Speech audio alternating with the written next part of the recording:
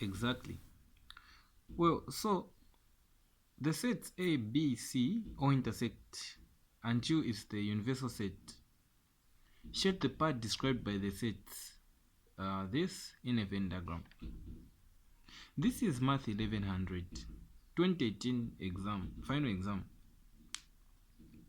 So one thing we know for sure from the question is that the three sets, they meet somewhere, they intersect, meaning they are not disjoint sets because they have something in common. They intersect, right?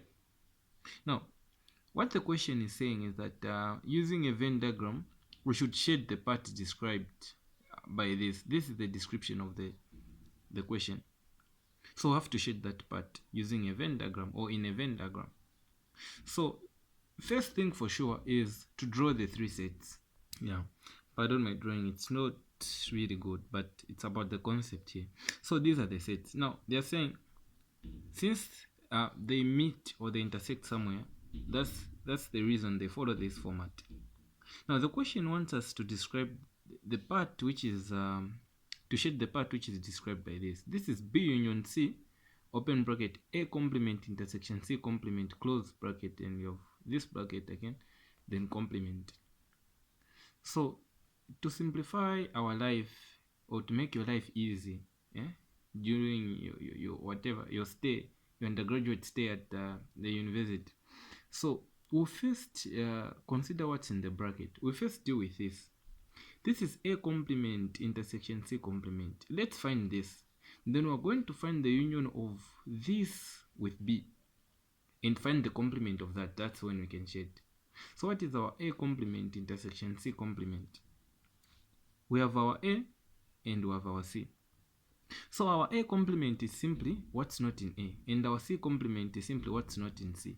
So meaning if we were to shade what's not in A, we'll consider this part. This is not what's in A. This part being shaded with the strokes. Right. Then let us consider our C complement. Our C complement is simply what's not in C. So I'll change the direction of the strokes. So I'll have this to describe what's not in C. Right. So now the intersection of A complement and C complement is simply where these lines meet, and you can see that they meet in this part here, this area. This is where they meet, the intersection of A complement and C complement. Now this intersection, then they're saying with in union with B. So B union, this part, you will see that or realize that this part is simply in B itself. Not the whole B, but part of B is what is described by A complement intersection C complement. This is where the complement of these two sets meet. Now, this with the union of B will give you the whole B. You get, right? It's like you're getting what's simply part of B and the entire B. So you have the entire B itself as this part described in these brackets. Now, we have to shade the complement of that. So here what we're doing, we're just finding the complement of B, and that's what we're shading. So this is my rough work, and I'm gonna draw the final answer this side here, right? So I'll shade B complement, meaning what's not in B, and this will give me B complement. This will give me this description here. It means I've shaded the entire description here.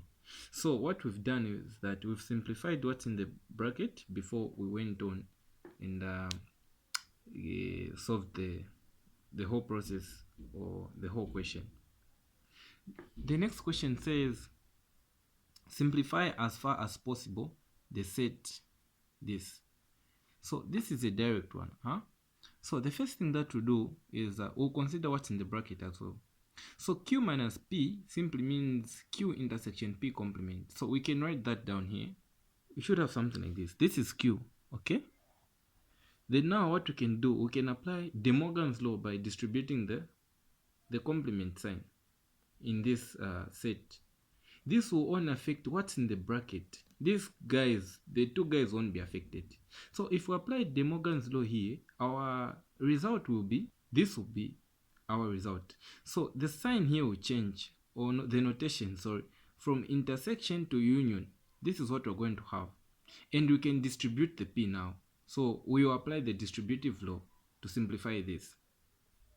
You've seen the way it's coming out, right? So we've distributed the P. Now, P intersection P is simply P. You get P, the intersection of P intersection, where P meets with P is P. Then P intersection Q complement is simply where P intersects with what's not in Q. Now, where P intersects with what's not in Q, we also get, we add P, the entire P. So, where P intersects with what's not in Q will just be a portion of P. Now, if you find the union of these two sets, you remain with P as your final set. So this will be your final answer. Thank you very much. Remember to subscribe and continue this series as we solve the entire paper.